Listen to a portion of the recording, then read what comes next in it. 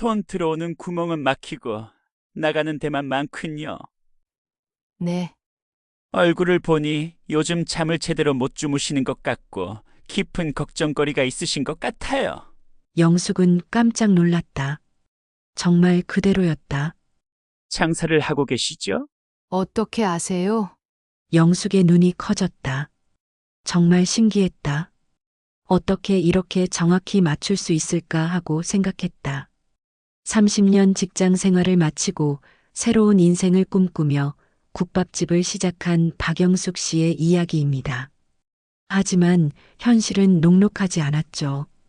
장사는 안 되고 시어머니는 편찮으시고 아들은 취업이 안 되는 삼중고에 빠졌습니다.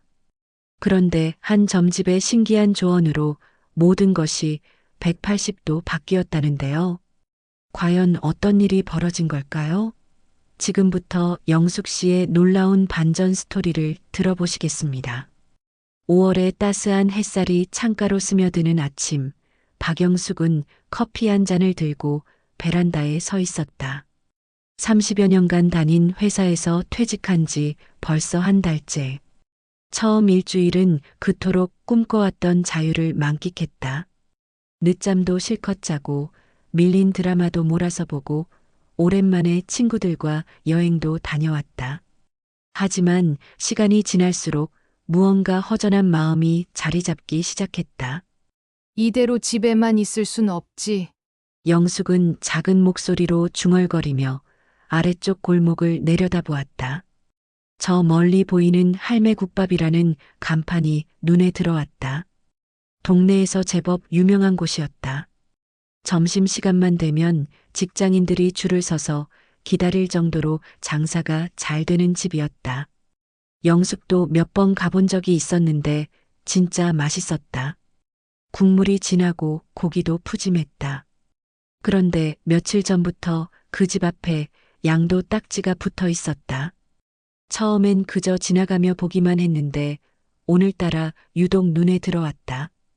영숙은 무심코 그곳을 바라보며 생각에 잠겼다. 퇴직금도 제법 나왔고 아직 건강하니까 못할 것도 없었다. 무엇보다 사람들이 맛있게 먹는 모습을 보는 게 좋았다. 어릴 때부터 요리하는 걸 좋아했고 동네 아줌마들 사이에서도 손맛 좋기로 소문이 나 있었다. 여보, 뭘 그렇게 봐? 남편 김철수가 신문을 들고 베란다로 나왔다. 영숙이 가리키는 방향을 따라 시선을 돌린 철수는 고개를 끄덕였다. 아, 할매 국밥 말이야. 사장님이 당뇨가 심해져서 가게 정리한다더라. 당뇨? 응, 며칠 전에 동네 슈퍼 사장님한테 들었는데 혈당 관리가 안 돼서 의사가 스트레스 받는 일은 그만두라고 했다네. 영숙의 마음 한편이 쿵했다. 그런 사정이 있었구나. 사실 가게를 하는 것도 쉬운 일은 아니다. 새벽부터 재료 준비하고 하루 종일 서서 일하고 손님 맞이하느라 신경 쓸 일도 한두 가지가 아니다. 특히나 나이가 들면 더욱 힘들어진다. 하지만 이상하게도 영숙의 마음은 자꾸만 그쪽으로 기울었다. 마치 운명처럼 느껴졌다. 여보, 나 한번 가봐도 될까? 어디를? 국밥집 말이야. 양도 조건이 어떻게 되나 한번 알아보고 싶어. 철수는 잠깐 놀란 표정을 지었다가 이내 미소를 짓더니 고개를 끄덕였다. 영숙이 무엇을 하든 응원해 주는 게 그의 방식이었다. 그래, 알아보기만 해도 손해 볼 건 없으니까. 영숙은 서둘러 옷을 갈아입고 집을 나섰다. 골목을 내려가니 생각보다 가까웠다. 도보로 5분도 안 걸렸다. 가게 앞에 서니 마음이 두근거렸다. 유리창 너머로 보이는 가게 내부는 아담하면서도 정갈해 보였다. 테이블 8개 정도의 좌석은 20개 남짓했다. 안녕하세요. 영숙이 조심스럽게 문을 열고 들어가자 앞치마를 두른 60대 후반으로 보이는 여자분이 반갑게 맞아주었다. 아마 사장님인 것 같았다. 어서 오세요. 앉으시면 주문 받아 드릴게요. 아, 저는 사실 양도 건으로 온 건데요. 사장님의 표정이 조금 밝아졌다. 그동안 양도 문의가 별로 없었던 모양이었다. 아, 그러세요? 잠깐만 기다리세요. 사장님은 안쪽으로 들어가더니 잠시 후 남편분과 함께 나왔다. 두 분 다 얼굴에 피로가 가득해 보였다. 제가 김정자라고 하고요. 이분이 남편 박기철이에요. 안녕하세요. 박영숙입니다. 정자는 영숙을 자세히 훑어보더니 고개를 끄덕였다. 연세가 어떻게 되세요? 62살이요. 그럼 저랑 비슷하네요. 아, 앉으세요. 국밥 드시면서 이야기해요. 정자가 직접 끓여준 돼지국밥을 먹으며 영숙은 이런저런 이야기를 들었다. 25년간 이 자리에서 장사를 해왔다는 것, 처음엔 정말 힘들었지만 단골들이 하나둘 늘어나면서 지금의 자리를 잡았다는 것, 그리고 최근 들어 당뇨 때문에 더 이상 계속하기 어려워졌다는 것까지. 국물 맛이 정말 좋아요. 고마워요. 비법이라고 할 건 없고 그냥 정성이죠. 새벽 4시에 일어나서 뼈 우리기 시작하고 재료도 직접 다 손질하고. 정자의 말을 듣는 내내 영숙의 마음은 점점 더 확고해졌다. 이런 일을 하고 싶었다. 사람들이 맛있게 먹고 고마워하는 모습을 보고 싶었다. 조건이 어떻게 되나요? 권리금 3천만 원이고 보증금이 2천만 원이에요. 월세는 120만 원이고. 영숙은 마음속으로 계산해봤다. 퇴직금이 5천만 원 정도 나왔으니 권리금은 충분했다. 보증금과 처음 운영자금까지 생각하면 좀 부족하긴 했지만 은행에서 대출받으면 될 것 같았다. 레시피도 알려주실 수 있나요? 물론이죠. 며칠 같이 일해 보시면서 다 가르쳐 드릴게요. 단골분들한테도 소개해 드리고. 영숙은 더 이상 망설이지 않았다. 하고 싶어요. 정자와 기철 부부의 얼굴에 안도의 미소가 퍼졌다. 그날부터 영숙의 새로운 인생이 시작됐다. 은행에서 2천만 원을 대출받고 권리금과 보증금을 치렀다. 정자에게 일주일 동안 모든 것을 배웠다. 국물 우리는 법부터 고기 삶는 시간, 양념 비율까지. 생각보다 배울 게 많았지만 영숙은 하나하나 꼼꼼히 메모했다. 단골들에게 사장이 바뀐다는 소식이 전해지자 걱정하는 목소리도 들렸다. 맛이 바뀌면 어쩌지? 새 사장님도 잘하실까? 하지만 영숙은 자신감이 있었다. 정자에게 배운 대로만 하면 분명 맛을 유지할 수 있을 거라고 생각했다. 무엇보다 자신의 요리 실력에 대한 믿음이 있었다. 첫날 영숙은 새벽 4시에 일어나 가게로 향했다. 아직 거리는 조용했고 가로등만 외롭게 켜져 있었다. 가게 문을 열고 들어가니 이제 정말 내 가게구나 하는 실감이 났다. 뼈를 우리고 고기를 삶고 양념을 준비하는 모든 과정이 서툴렀지만 나름대로 최선을 다했다. 오전 11시 문을 열자마자 단골 할아버지 한 분이 들어오셨다. 새 사장님이시구만. 반갑습니다. 안녕하세요. 잘 부탁드려요. 첫 국밥을 내놓을 때 얼마나 떨렸는지 모른다. 할아버지가 한 숟갈 떠서 드시는 모습을 지켜보며 영숙은 숨을 죽였다. 맛있네요. 그 한마디에 영숙의 얼굴이 환해졌다. 하지만 기쁨도 잠시, 시간이 지나면서 문제들이 하나둘 드러나기 시작했다. 예전 같지 않았다. 점심시간에도 손님이 별로 없었다. 예전엔 줄을 서서 기다렸다던 그 시간에도 가게는 한산했다. 처음엔 아직 익숙하지 않아서라고 생각했다. 맛도 조금씩 나아질 거고 단골들도 다시 돌아올 거라고 믿었다. 하지만 한 달이 지나도 상황은 나아지지 않았다. 영숙은 밤마다 걱정이 늘어갔다. 대출금 이자는 매달 내야 하고 월세도 있고 재료비에 각종 공과금까지. 생각보다 나가는 돈이 많았다. 그런데 들어오는 돈은 턱없이 부족했다. 뭐가 문제일까? 영숙은 혼자서 중얼거리며 가게를 정리했다. 레시피대로 했는데 왜 손님들이 안 올까? 맛이 변했을까? 아니면 다른 이유가 있을까? 집에 돌아가면 또 다른 걱정이 기다리고 있었다. 시어머니 김순덕 할머니가 2달 전부터 몸져 누워 계셨다. 처음엔 단순한 감기라고 생각했는데 병원에 가보니 폐렴이었다. 다행히 큰 위험은 지났지만 회복이 더뎠다. 84살의 나이가 만만치 않았다. 어머니, 저녁 드세요. 영숙이 죽을 떠다들이자 순떡 할머니는 고개를 가로저으셨다. 배가 안 고파. 그냥 두렴.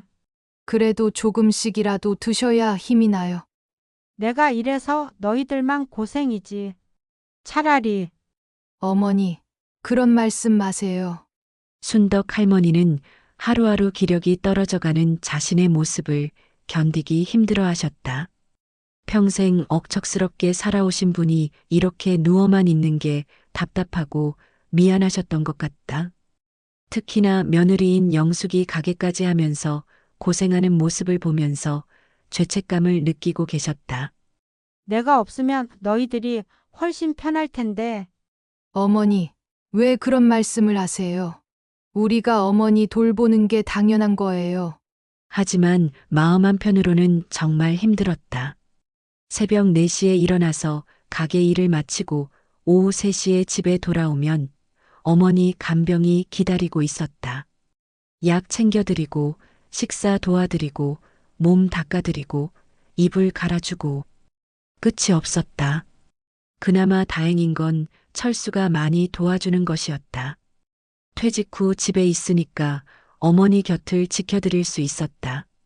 하지만 남자라서 할 수 있는 일에는 한계가 있었다. 고생이 많아. 철수가 파김치를 깎는 영숙의 어깨를 주물러 주었다. 괜찮아. 이것도 다 지나갈 거야.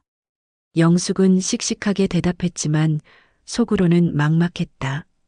가게도 잘 안 되고 어머니 병수발도 해야 하고 거기다 아들 문제까지. 28살인 아들 김민수는 여전히 집에서 빈둥빈둥 지내고 있었다. 대학을 졸업하고 바로 영국으로 유학을 떠났다. MBA 과정을 마치고 돌아올 때만 해도 온 가족이 기대에 부풀어 있었다. 해외에서 공부한 실력으로 좋은 회사에 들어갈 줄 알았다. 하지만 현실은 달랐다. 서류 전형에서 떨어지기 일쑤였고 간신히 면접까지 갔다가도 번번이 고배를 마셨다. 처음엔 자신감 있게 대기업만 지원하더니 나중엔 중소기업까지 범위를 넓혔지만 결과는 마찬가지였다. 취업이 이렇게 어려운 줄 몰랐어. 민수는 하루 종일 컴퓨터 앞에 앉아서 이력서를 쓰거나 게임을 했다. 가끔 친구들과 만나러 나가긴 했지만 대부분의 시간을 집에서 보냈다. 민수야, 오늘도 지원서 안 냈어? 냈어. 3군데. 그래, 수고했다. 영숙은 더 이상 아들을 재촉하지 않았다. 재촉한다고 해서 취업이 되는 것도 아니고 아들도 나름대로 스트레스를 받고 있다는 걸 알았기 때문이다. 하지만 속으로는 답답했다. 언제까지 이렇게 집에서 지낼 건지. 유학비로 들어간 돈도 만만치 않았는데 돌아와서도 계속 지원을 해줘야 하는 상황이 부담스러웠다. 용돈은 물론이고 교통비, 통신비, 옷값까지. 성인 아들을 키우는 것도 만만한 일이 아니었다. 저녁 시간 온 가족이 모여 앉아 밥을 먹을 때면 침묵이 흘렀다. 각자 걱정거리를 안고 있었지만 서로에게 털어놓기엔 무거웠다. 영숙은 가게 걱정을, 철수는 아내의 고생이 걱정되고 민수는 취업 스트레스에, 순떡 할머니는 자신 때문에 가족들이 고생한다는 죄책감에 시달렸다. 어머니 약 드릴 시간이에요. 영숙이 할머니 방으로 들어가자 할머니는 벽을 바라보고 계셨다. 약 좀 드세요. 영수가 미안하다. 왜요? 내가 이러고 있으니까 너만 고생이잖아. 가게도 제대로 신경 못 쓰고. 어머니, 그런 걱정 마세요. 제가 알아서 할게요. 정말 미안하다.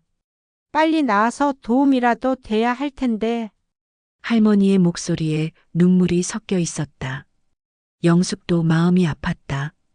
어머니가 아프신 게 어머니 잘못도 아니고 가족이니까 서로 돌보는 게 당연한 건데 어머니는 자꾸 자신을 탓하셨다. 어머니는 그냥 빨리 건강해지는 것만 생각하세요. 그게 저한테 가장 큰 도움이에요. 할머니가 잠들고 난 후 영숙은 거실에서 가계부를 펴놓고 계산을 해봤다. 이번 달 가게 매출은 400만 원도 안 됐다. 재료비, 월세, 공과금을 빼고 나면 손에 쥐는 돈이 별로 없었다. 거기다 대출 이자까지 내야 하니까 적자였다. 이러다가 정말 망하는 거 아니야? 영숙은 한숨을 쉬며 머리를 감쌌다. 퇴직금을 탈탈 털어서 시작한 일인데 이렇게 될 줄은 몰랐다. 정자 사장님은 그렇게 잘 됐다고 했는데 왜 자신이 하니까 안 되는 걸까? 여보 걱정 많아. 철수가 영숙 옆에 앉으며 말했다. 응, 조금. 조금. 얼굴 보니까 조금이 아닌데. 영숙은 가계부를 철수에게 보여줬다. 철수도 심각한 표정이 됐다. 이렇게 안 돼. 처음이니까 그런 것 같기도 하고, 아직 단골이 많이 안 생긴 것 같아. 그래도 너무 걱정하지 마. 시간이 지나면 나아질 거야. 철수는 아내를 격려했지만 속으로는 걱정이 많았다. 이 상태로 계속 가면 정말 위험할 것 같았다. 대출금도 있는데 매월 적자가 나면 어떻게 감당할 것인가. 민수도 취업 안 되고, 어머니는 아프시고, 모든 게 다 꼬인 것 같아. 영숙의 목소리가 떨렸다. 그동안 억지로 참아왔던 감정들이 터져 나오는 것 같았다. 힘들지? 정말 고생 많이 한다. 철수가 영숙의 손을 잡아줬다. 나도 뭔가 도와야 하는데 퇴직하고 나니까 할 수 있는 게 별로 없더라. 당신 잘못은 아니야. 그냥 모든 게 다 한꺼번에 일어나니까 좀 벅찬 것 같아. 영숙은 눈물을 훔치며 일어났다. 울고 있을 시간도 없었다. 내일도 새벽 4시에 일어나야 했다. 그날 밤 영숙은 잠이 오지 않아 뒤척였다. 이대로 가면 정말 어떻게 될까? 가게도 망하고 빚만 늘어나고 가족들한테 피해만 주는 건 아닐까? 옆에서 자는 철수의 숨소리를 들으며 영숙은 생각했다. 뭔가 해결책이 없을까? 누군가 답을 알려줄 수는 없을까? 바깥에서 새벽 바람이 창문을 흔들었다. 길고 긴 밤이 지나가고 있었다. 영숙의 일상은 점점 더 무거워져 갔다. 새벽에 일어나 가게 준비를 하고 하루 종일 손님을 기다리며 서 있다가 집에 돌아와서는 시어머니를 돌보는 일이 반복됐다. 그런데도 가게 매출은 나아질 기미가 보이지 않았다. 특히 요즘 들어서는 밤마다 잠이 오지 않았다. 눈을 감으면 온갖 걱정들이 머릿속을 맴돌았다. 대출 이자는 언제까지 낼 수 있을까? 이 상태로 가면 언제쯤 가게를 접어야 할까? 가족들에게 얼마나 더 짐이 될까? 어느 날 오후 단골 할머니 한 분이 국밥을 드시다가 말씀하셨다. 사장님, 요즘 표정이 안 좋아 보이네요. 무슨 걱정이라도 있으세요? 아, 아니에요. 괜찮아요. 하지만 영숙의 목소리에는 힘이 없었다. 할머니는 잠시 주저하시더니 작은 종이 쪽지를 내밀었다. 여기 한번 가보세요. 우리 딸이 힘들 때 가봤는데 정말 잘 맞춘다더라고요. 영숙이 쪽지를 받아보니 용안점집 청담동 맞은편 골목이라고 적혀 있었다. 점집이요? 네, 요즘 소문이 자자해요. 특히 장사하는 분들한테는 정말 잘 맞춘다고 하더라고요. 우리 딸도 거기서 조언 듣고 카페 장사가 잘 되기 시작했어요. 평소 같으면 그냥 웃고 넘겼을 일이었다. 영숙은 점이나 미신 같은 것에 별로 관심이 없었다. 하지만 요즘 같은 상황에서는 지푸라기라도 잡고 싶은 심정이었다. 그날 밤 영숙은 그 쪽지를 한참 바라봤다. 정말 가봐야 할까? 돈도 들 텐데. 하지만 다른 방법이 있을까? 이미 할 수 있는 건 다 해본 것 같았다. 레시피도 바꿔보고 서비스도 더 친절하게 하려고 노력하고 메뉴판도 새로 만들어 봤는데 별 효과가 없었다. 며칠을 망설이다가 결국 영숙은 그 점집을 찾아가기로 했다. 목요일 오후 가게 문을 일찍 닫고 지하철을 탔다. 청담동까지 가는 길이 멀게 느껴졌다. 점집이 있다는 골목은 생각보다 번화한 곳이었다. 여러 상점들 사이에 천기누설이라는 간판이 걸린 작은 건물이 있었다. 영숙은 잠시 주저했다. 정말 들어가야 할까? 하지만 여기까지 온 김에 그냥 돌아갈 수는 없었다. 영숙은 심호흡을 하고 문을 열었다. 안은 생각보다 깨끗하고 정갈했다. 붉은 조명이 은은하게 켜져 있고 한쪽 벽에는 여러 부적들이 걸려 있었다. 접수 데스크에 앉은 젊은 여자가 친절하게 맞아줬다. 어서 오세요. 예약하셨나요? 아니요. 그냥 왔는데요. 잠깐만 기다리세요. 선생님께 여쭤볼게요.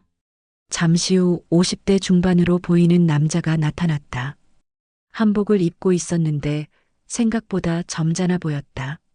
안녕하세요. 제가 이곳의 김철학입니다. 박영숙이라고 합니다. 들어오시죠. 방 안에는 작은 탁자와 방석이 놓여 있었다. 철학은 영숙을 자세히 바라보더니 고개를 끄덕였다. 돈 들어오는 구멍은 막히고 나가는 데만 많군요. 네. 얼굴을 보니 요즘 잠을 제대로 못 주무시는 것 같고 깊은 걱정거리가 있으신 것 같아요. 영숙은 깜짝 놀랐다. 정말 그대로였다. 장사를 하고 계시죠? 어떻게 아세요? 영숙의 눈이 커졌다. 정말 신기했다. 어떻게 이렇게 정확히 맞출 수 있을까 하고 생각했다.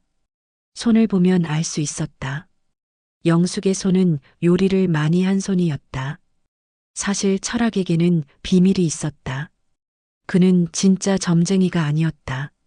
원래는 광고회사에서 일하던 평범한 회사원이었는데 몇 년 전에 이 일을 시작했다. 비결은 철저한 뒷조사였다. 영숙이 예약 없이 왔지만 접수 직원이 시간을 벌어주는 동안 철학은 재빨리 정보를 수집했다. 영숙의 옷차림, 손의 상태, 표정, 말투 등을 종합해서 추측한 것이었다. 거기에 몇 가지 일반적인 질문을 던져보면서 더 구체적인 정보를 얻었다. 국밥집을 하시는군요. 맞아요. 어떻게? 옷에서 국밥 국물 냄새가 났다. 그리고 손목에 있는 작은 화상 자국도 보였다. 철학의 관찰력은 정말 뛰어났다. 오랜 경험을 통해 사람들의 직업이나 상황을 파악하는 능력이 생겼던 것이다. 최근에 가게를 인수하셨는데 예상보다 장사가 잘 안 되고 계시죠? 정말 맞아요. 어떻게 다 아세요? 그리고 집안에도 걱정거리가 있으시고 어르신이 편찮으시고 아드님도 고민이 있으시고 영숙은 이제 완전히 놀라버렸다. 이 사람이 정말 뭔가 특별한 능력이 있는 것 같았다. 어떻게 하면 좋을까요? 정말 답답해요. 철학은 심각한 표정으로 고개를 끄덕였다. 힘드시겠어요. 하지만 너무 걱정하지 마세요. 해결 방법이 있어요. 정말요? 네. 하지만 정확한 조언을 드리려면 좀 더 자세한 상황을 알아야 해요. 가게는 언제부터 하셨고 어떤 문제가 있는 것 같으세요? 영숙은 자신도 모르게 모든 것을 털어놓기 시작했다. 퇴직 후 새로운 인생을 꿈꾸며 국밥집을 인수한 이야기부터 예상과 달리 장사가 안 되는 상황, 시어머니의 병환, 아들의 취업 실패까지. 철학은 끄덕끄덕 들으면서 중간중간 적절한 맞장구를 쳤다. 그의 표정은 마치 모든 것을 이해하고 있다는 듯했다. 그렇군요. 상황이 보이네요. 뭔가 방법이 있을까요? 철학은 잠시 눈을 감고 생각하는 듯 했다. 사실 그는 머릿속으로 영숙에게 어떤 조언을 해줄지 계산하고 있었다. 국밥집 장사에 대한 일반적인 팁들과 심리적 효과를 노린 방법들을 조합해서 말이다. 특별한 비법이 있어요. 하지만 정확히 따라해야 효과가 있어요. 네, 뭐든지 해볼게요. 우선 장사부터 해결해보죠. 철학은 신중한 표정으로 영숙을 바라봤다. 오랜 경험상 음식점 손님들의 패턴을 잘 알고 있었다. 국밥 그릇의 크기를 바꾸세요. 그릇이요? 네, 지금 쓰시는 그릇보다 조금 더 큰 걸로 바꾸시고 국밥 위에 대파를 송송 썰어서 넣고 삶은 달걀을 하나씩 동동 띄워서 내보세요. 영숙은 고개를 갸우뚱했다. 그게 무슨 특별한 비법일까? 손님들은 맛보다도 가성비를 먼저 봐요. 특히 요즘 같은 시대에는 더욱 그래요. 푸짐하다는 입소문이 돌면 손님들이 절로 찾아올 거예요. 정말요? 네, 그리고 한 가지 더. 점심시간에 오늘의 특선이라는 메뉴판을 하나 만드세요. 사장님 특제 국밥이라고 해서 평소보다 고기를 조금 더 넣고 김치도 더 맛있게 해서 내보세요. 가격은 1,000원만 올리고요. 사실 철학이 제안한 방법들은 마케팅의 기본이었다. 시각적 임팩트를 주고 가성비 좋은 인상을 심어주는 것. 하지만 영숙에게는 마치 특별한 비법처럼 들렸다. 그런데 정말 효과가 있을까요? 믿으셔야 해요. 의심하면 효과가 없어요. 철학의 말에는 묘한 확신이 있었다. 영숙은 점집을 나서면서도 반신반의했다. 달걀 하나 더 넣고 파 좀 더 뿌리면 장사가 잘 될까? 하지만 다른 방법이 없으니 한번 해볼 수밖에 없었다. 다음 날부터 영숙은 철학의 조언대로 실행에 옮겼다. 우선 그릇을 조금 더 큰 것으로 바꿨다. 사실 용량은 거의 비슷했지만 시각적으로는 더 푸짐해 보였다. 그리고 대파를 송송 썰어서 위에 뿌리고 반숙으로 삶은 달걀을 하나씩 올렸다. 사장님 특제 국밥이라는 메뉴도 새로 만들었다. 평소보다 고기를 조금 더 넣고 김치도 더 신경 써서 담갔다. 가격은 정말로 1,000원만 올렸다. 처음 며칠은 별다른 변화가 없었다. 영숙은 역시 점집 따위 믿는 게 아니었나 하고 생각했다. 하지만 철학이 말했듯이 의심하면 안 된다는 생각에 계속 실행했다. 그런데 일주일쯤 지났을 때부터 조금씩 변화가 느껴지기 시작했다. 단골 할아버지가 말씀하셨다. 사장님, 요즘 국밥이 더 푸짐해진 것 같네요. 그런가요? 달걀도 들어있고 파도 많고. 좋아요. 그 다음 날에는 새로운 손님이 들어왔다. 중년 남성이었는데 사장님 특제 국밥을 주문했다. 와, 정말 푸짐하네요. 이 가격에 이 정도면 가성비 좋은데요? 영숙의 얼굴에 미소가 번졌다. 혹시 정말로 점쟁이 말이 맞는 건가? 2주가 지나자 확실히 손님이 늘어났다. 특히 점심시간에는 자리가 다 찰 정도였다. 영숙은 신기해했다.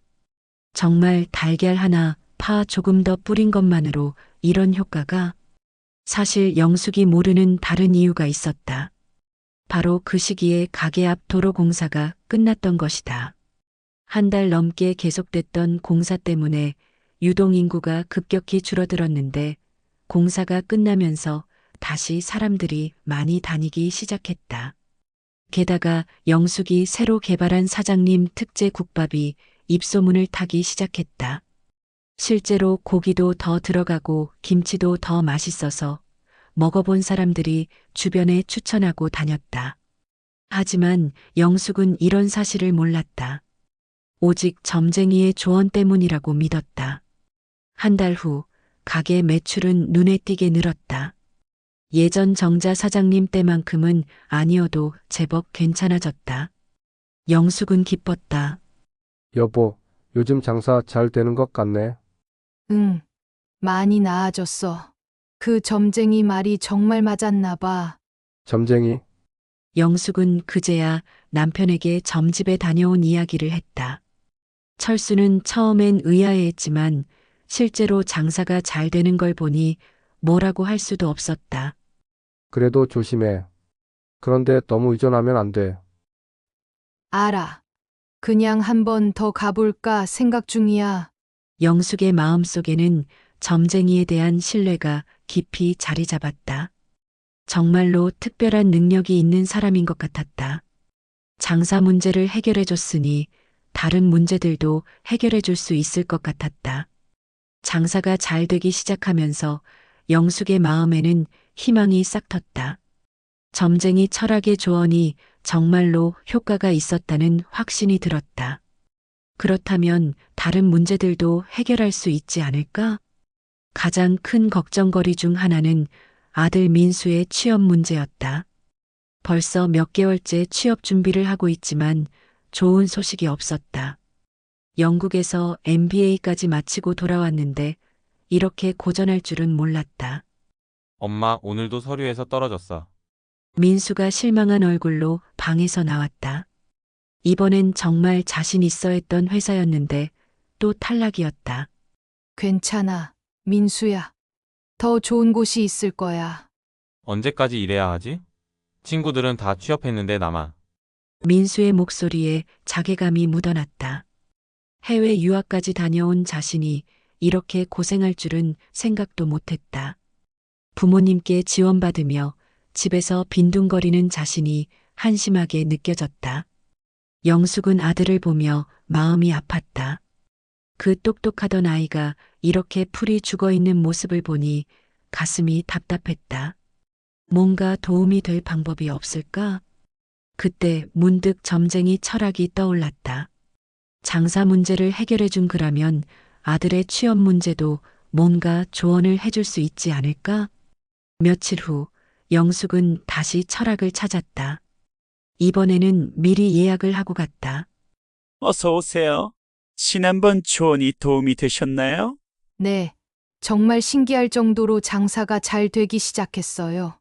철학의 얼굴에 만족스러운 미소가 번졌다. 지난번에 운 좋게 맞춘 덕분에 영숙의 신뢰를 완전히 얻었다. 이번엔 아들 문제로 상담받고 싶어서요. 아드님 말씀이시군요. 취업이 안 되고 계시나요? 영숙은 깜짝 놀랐다. 어떻게 또 이렇게 정확히 맞출까? 사실 철학에게는 이런 상담이 일상이었다. 60대 여성이 찾아와서 가게 문제 다음으로 하는 상담이 대부분 자녀 취업 문제였다. 특히 요즘 같은 취업난에는 더욱 그랬다. 해외 유학까지 다녀왔는데 몇 달째 계속 떨어지고 있어요. 힘드시겠어요. 아드님도 많이 속상해 하실 것 같고. 영숙은 아들의 상황을 자세히 설명했다. 영국에서 MBA를 마치고 돌아왔지만 번번이 면접에서 떨어진다는 것, 자신감을 잃고 있다는 것, 부모 입장에서도 어떻게 도와야 할지 모르겠다는 것까지. 철학은 진지하게 듣더니 고개를 끄덕였다. 문제가 보이네요. 뭐가 문제인가요? 아드님이 면접에서 자신감이 부족한 것 같아요. 그리고 복장도 중요해요. 철학은 취업 컨설팅 분야에 대한 기본 지식이 있었다. 예전에 광고회사에서 일할 때 인사 담당자들과 이야기해 본 경험도 있었다. 복장이요? 네. 아드님께서 면접 때 어떤 옷을 입고 가시나요? 보통 검은색 양복이요. 그게 문제예요. 네이비 블루 정장으로 바꾸세요. 철학의 목소리에는 확신이 있었다. 검은색이 더 정중해 보이는 거 아닌가요? 아니에요. 요즘 면접관들은 네이비 블루를 선호해요. 검은색은 너무 딱딱하고 경직되어 보이거든요. 네이비 블루는 신뢰감을 주면서도 젊고 역동적인 인상을 줘요. 사실 이것도 일반적으로 알려진 면접 팁 중 하나였다. 하지만 영숙에게는 특별한 비밀처럼 들렸다. 그리고 한 가지 더 중요한 게 있어요. 뭔가요? 면접날 아침에 집에서 돼지국밥 국물을 3숟갈 떠먹고 가게 하세요. 국밥 국물을요? 네. 뱃속이 든든해야 말이 흐르지 않고 당당해집니다. 특히 면접에서는 긴장하기 쉬운데 속이 든든하면 자신감이 생겨요. 철학은 그럴듯한 설명을 덧붙였다. 사실 이것도 그냥 지어낸 것이었지만 어느 정도 심리적 효과는 있을 것 같았다. 정말요? 그럼 민수한테 얘기해 볼게요.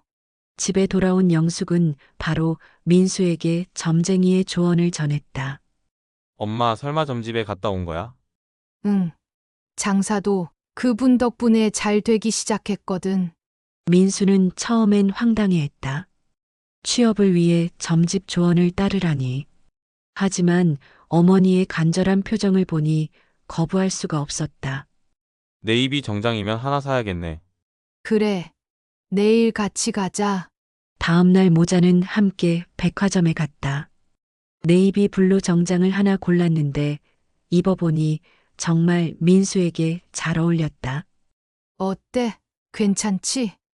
생각보다 괜찮네. 며칠 후 민수에게 면접 기회가 또 생겼다. 이번에는 그가 정말 가고 싶어 했던 중견기업이었다. 면접 당일 아침 영숙은 일찍 일어나 정성스럽게 국밥을 끓였다. 민수야, 나가기 전에 이것 좀 먹고 가. 엄마 이거 뭐야? 국밥 국물이야. 3숟갈만 떠먹어. 민수는 어이없어 했지만 어머니의 정성을 생각해서 국물을 떠먹었다. 진짜 맛있긴 했다. 뱃속이 든든해야 면접 잘 볼 수 있대. 알았어 엄마. 다녀올게. 민수는 새 정장을 입고 집을 나섰다. 이상하게 기분이 좋았다. 어머니가 끓여준 국밥 국물 때문인지 새 정장 때문인지는 모르겠지만 평소보다 자신감이 있었다. 면접장에서 민수는 평소와 다른 느낌을 받았다. 긴장은 되었지만 그동안보다는 덜했다. 질문에 대한 답변도 비교적 자연스럽게 나왔다. 사실 민수는 그동안 꾸준히 면접 스킬을 연마해왔다. 온라인 강의도 들었고 스터디 그룹에도 참여했다. 모의 면접도 여러 번 해봤다. 그런 노력들이 쌓여서 실력이 늘어나고 있었던 것이다. 게다가 이번에는 자신이 정말 관심 있는 분야의 회사였다. 자연스럽게 열정도 드러났고 준비해온 내용들도 잘 표현할 수 있었다. 일주일 후 기적 같은 일이 일어났다. 엄마, 합격했어. 민수가 흥분된 목소리로 전화를 걸어왔다. 영숙은 너무 기뻐서 눈물이 났다. 정말이야? 응. 방금 연락 왔어. 다음 주부터 출근하래. 그날 저녁 온 가족이 모여서 축하 파티를 열었다. 철수도 기뻤고 시어머니도 좋아하셨다. 하지만 영숙의 마음속에는 점쟁이에 대한 감사함이 가득했다. 정말로 신기한 능력을 가진 사람인 것 같았다. 네이비 정장과 국밥 국물. 그 간단한 조언이 아들의 인생을 바꿔놓았다. 민수 본인은 그동안의 노력과 준비가 결실을 맺은 것이라고 생각했지만 영숙은 온전히 점쟁이의 덕이라고 믿었다. 아들의 취업 소식에 온 집안이 들떠 있을 때 영숙의 마음 한편에는 여전히 걱정이 남아 있었다. 바로 시어머니의 건강 때문이었다. 순덕 할머니는 폐렴 치료 후에도 회복이 더뎠다. 의사는 나이를 감안하면 어쩔 수 없다고 했지만 영숙은 매일 할머니가 점점 쇠약해져가는 모습을 지켜보기 힘들었다. 어머니, 오늘은 좀 어떠세요? 별로 다르지 않네. 할머니의 목소리에는 기력이 없었다. 식사량도 줄었고 하루 종일 누워 계시는 시간이 늘었다. 민수가 취업됐다고 기뻐하시더니 오늘은 왜 이렇게 기운이 없으세요? 기쁘긴 하지. 그런데 내가 이래서 너희들만 고생이야. 할머니는 또 그런 말씀을 하셨다. 자신 때문에 가족들이 힘들어한다는 생각에 늘 죄책감을 느끼고 계셨다. 어머니, 그런 말씀 마세요. 저희가 어머니 돌보는 게 당연한 거예요. 하지만 영숙도 솔직히 한계를 느끼고 있었다. 가게 일도 하면서 간병까지 하려니 몸이 힘들었다. 무엇보다 할머니가 빨리 건강해지시면 좋겠는데 갈수록 나빠지는 것 같아서 속이 상했다.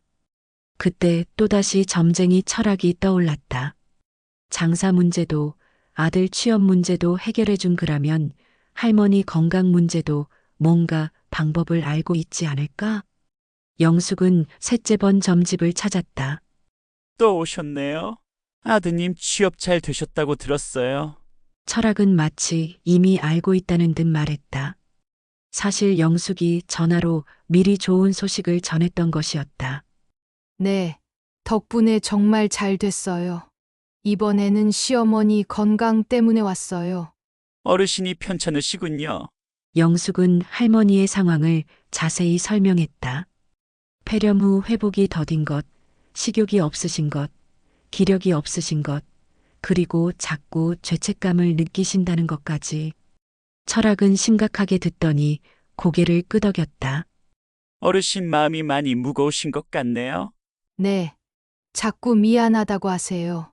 몸의 병은 마음의 병에서 시작되는 경우가 많아요.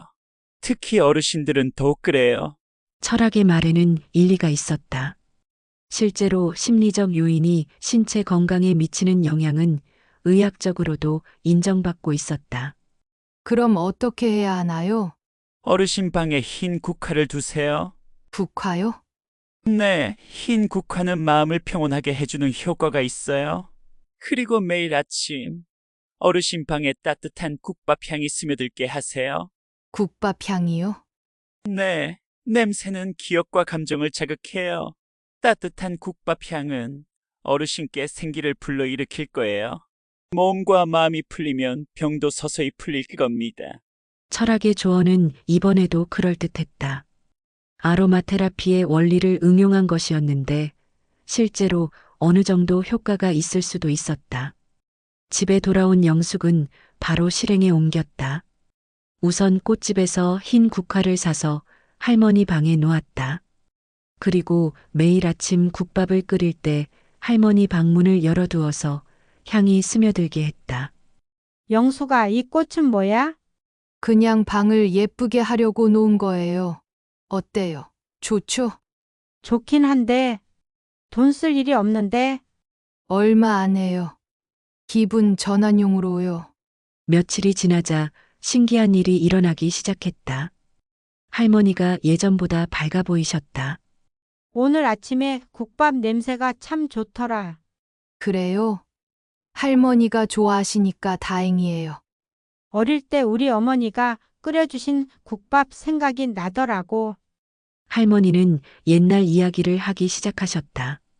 어릴 때 어머니가 해주신 음식들, 가족과 함께했던 시간들, 오랫동안 묻어두었던 기억들이 따뜻한 국밥 향과 함께 되살아나는 것 같았다.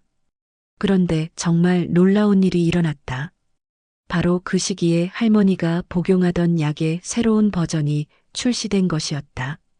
의사가 기존 약보다 부작용이 적고 효과는 더 좋다며 바꿔주었다. 게다가 영숙의 정성스러운 간병도 점점 효과를 보기 시작했다.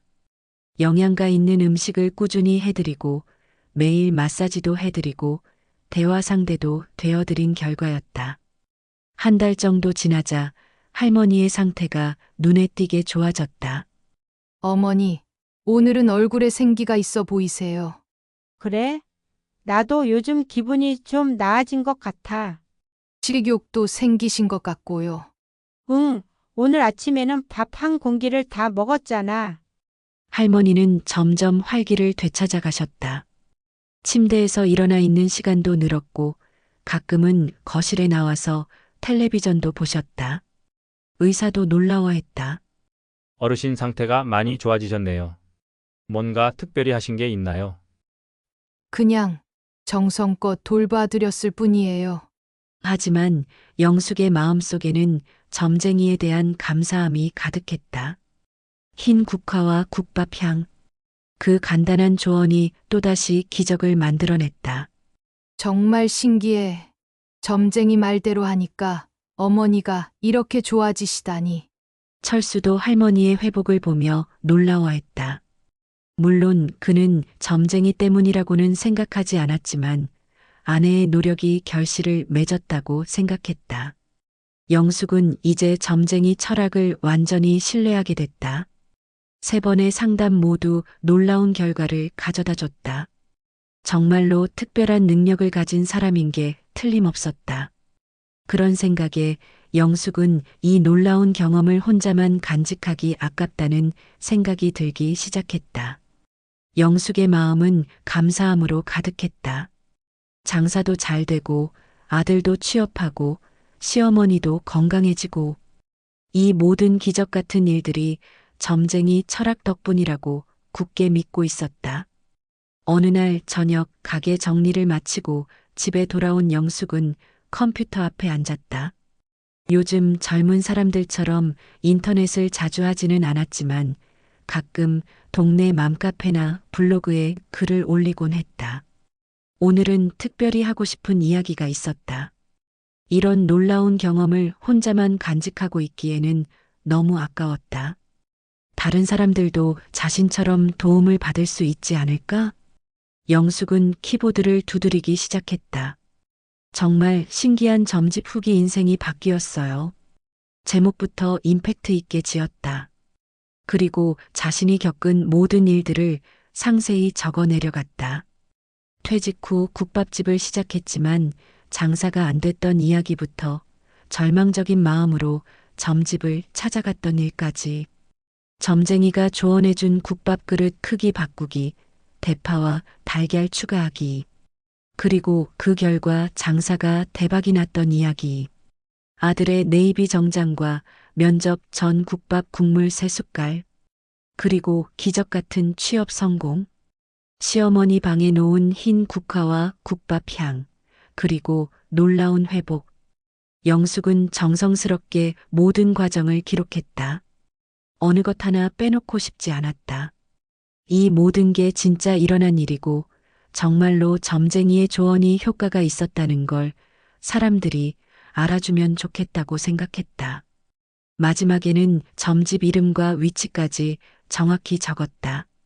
천기누설 마이너스 청담동 맞은편 골목. 그리고 점쟁이 선생님께 정말 감사하다는 인사말도 덧붙였다. 글을 올린 후 며칠 동안은 별다른 반응이 없었다. 조회수도 몇십 개 정도였고 댓글도 몇 개 안 됐다. 영숙은 좀 아쉬웠지만 그러려니 했다. 그런데 일주일 후부터 상황이 달라지기 시작했다. 누군가 영숙의 글을 다른 커뮤니티에 공유한 것 같았다. 조회수가 급격히 늘어나기 시작했다. 하루에 몇백 명씩 글을 보는 사람들이 생겼다. 댓글도 쏟아지기 시작했다. 와, 이거 진짜 신기하네요. 저도 한번 가보고 싶어요. 점집 정보 감사해요. 우리 아들도 취업 안 돼서 고민인데. 국밥집 사장님 진심이 느껴져요. 점집도 궁금하고요. 혹시 정말 효과 있으신 거예요? 저도 장사가 안 돼서. 영숙은 댓글을 하나하나 읽으며 뿌듯했다. 자신의 경험이 다른 사람들에게 도움이 될 수 있을 것 같았다. 그래서 더 열심히 댓글에 답글도 달고 추가 정보도 공유했다. 그러더니 정말 신기한 일이 벌어졌다. 영숙의 글을 본 사람들이 실제로 점집에 찾아가기 시작한 것이다. 그리고 그들도 비슷한 후기를 인터넷에 올리기 시작했다. 물론 모든 사람이 영숙처럼 극적인 결과를 얻은 건 아니었다. 하지만 몇몇 사람들은 정말로 좋은 결과를 얻었고 그런 성공담들이 하나둘 인터넷에 퍼지기 시작했다. 한 달 만에 철학의 점집은 완전히 달라졌다. 예약 없이는 상담받기 어려울 정도로 손님이 몰렸다. 전국 각지에서 사람들이 찾아왔다. 철학 본인도 처음엔 당황스러웠다. 영숙의 글이 이렇게 큰 파장을 일으킬 줄은 꿈에도 몰랐다. 하루에 10여 명씩 찾아오는 손님들을 상대하느라 정신이 없었다. 그런데 이상한 일이 벌어졌다. 손님이 늘어나면서 철학의 조언이 적중하는 비율도 높아지는 것 같았다. 물론 여전히 관찰력과 일반적인 상식에 의존한 조언이었지만 워낙 많은 사람들을 상대하다 보니 경험이 쌓이고 실력도 늘었다. 그리고 무엇보다 철학 자신의 마음가짐이 달라지기 시작했다. 처음엔 돈벌이를 위한 사기극이라고 생각했는데 점점 자신이 정말 특별한 능력을 가진 사람일지도 모른다는 생각이 들기 시작했다. 정말 신기해. 요즘 조언이 잘 맞는 것 같아. 철학은 혼자 중얼거리며 거울을 바라봤다.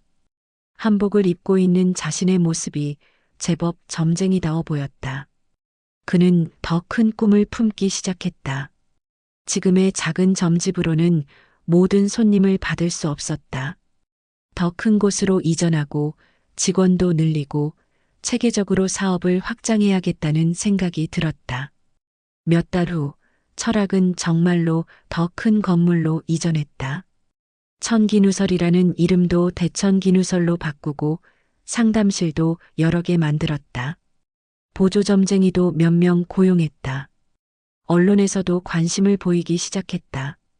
신비로운 점집의 비밀이라는 제목으로 방송에도 나갔고 신문 기사로도 소개됐다. 철학은 완전히 유명인이 되었다. 하지만 정작 이 모든 일의 시작이 된 영숙은 이런 상황을 잘 몰랐다. 그저 자신이 도움받은 점집이 유명해졌다는 정도로만 생각하고 있었다. 시간이 흘러 영숙의 일상은 완전히 달라져 있었다. 국밥집은 다시 예전의 명성을 되찾았다. 아니, 오히려 예전보다 더 잘 됐다. 점심시간에는 여전히 줄을 서야 할 정도였고 저녁에도 제법 손님이 많았다. 사장님 특제 국밥은 이제 이 집의 시그니처 메뉴가 됐다. 영숙은 매일 새벽 4시에 일어나는 게 힘들긴 했지만 그래도 즐거웠다. 손님들이 맛있게 먹는 모습을 보는 게 좋았고 단골들과 정다운 대화를 나누는 것도 행복했다. 사장님, 오늘도 국밥 맛있어요. 고마워요. 많이 드세요. 이런 일상의 소소한 행복들이 영숙에게는 큰 기쁨이었다. 민수는 이제 완전히 다른 사람이 됐다. 취업 후 몇 개월 동안 회사에 적응하느라 힘들어했지만 이제는 자신감 넘치는 직장인이 되어 있었다. 해외 유학 경험도 업무에 많은 도움이 됐고 상사들의 평가도 좋았다. 엄마 다음 달에 승진 얘기가 나왔어.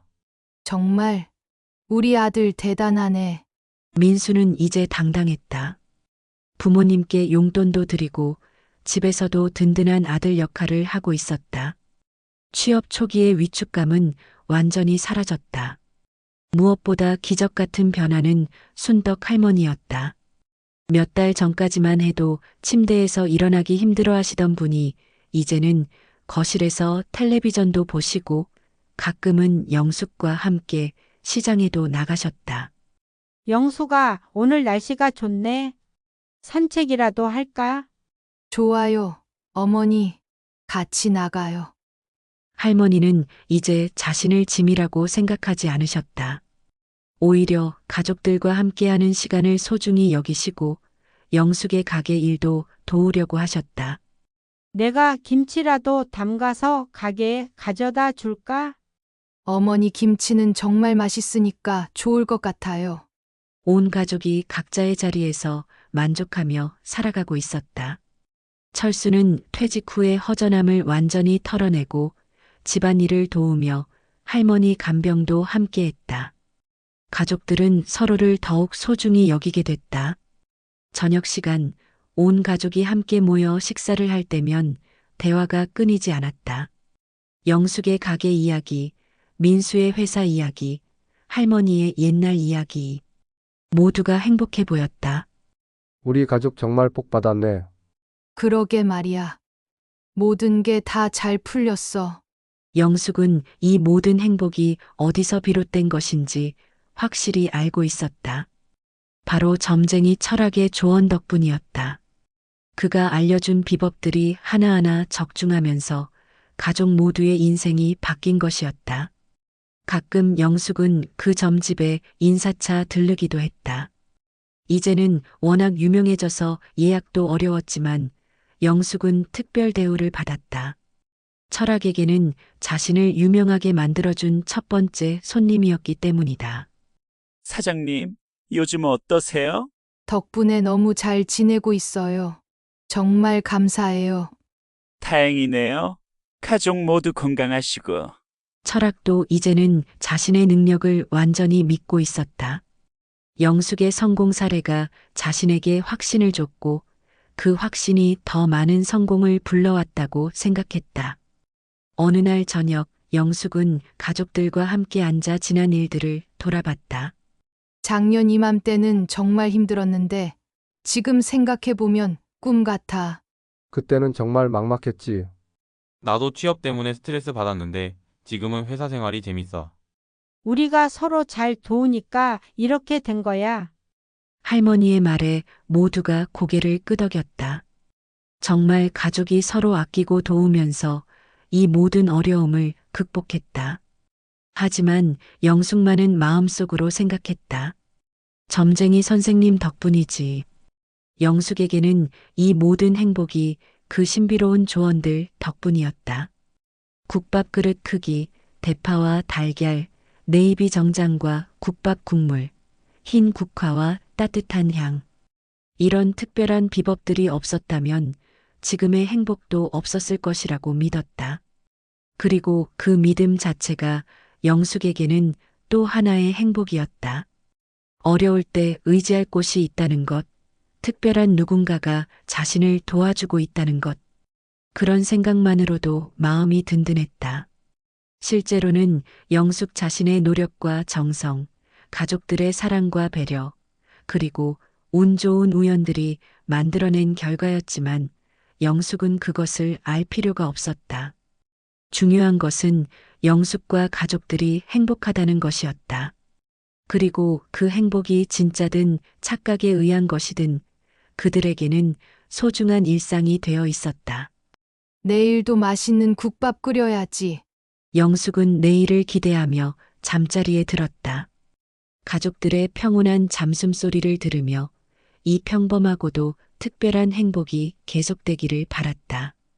창밖으로는 따스한 봄바람이 불어오고 있었다.